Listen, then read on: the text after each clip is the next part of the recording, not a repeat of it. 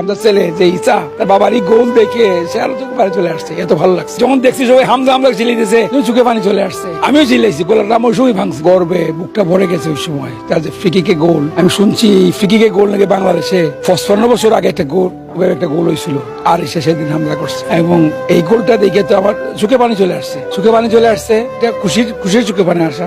এমনকি হামদার ছেলেরও চোখে পানি চলে আসছে, হামদার ছেলে যে ইচ্ছা তার বাবারই গোল দেখে সে আরো চোখে পানি চলে আসছে, এত ভালো লাগছে। আমরা সবাই খুব এনজয় করছি, সারা বাংলাদেশের মানুষ এনজয় করছে,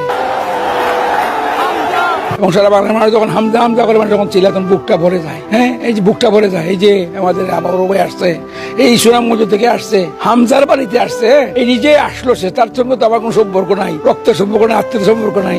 হ্যাঁ, সে ফুটবল প্রেমী হিসেবে আসছে, ঠিক কিভাবে আরো হাজারো মানুষ আসতেছে, বিদেশ থেকে আসছে হামজার খেলা দেখার জন্য।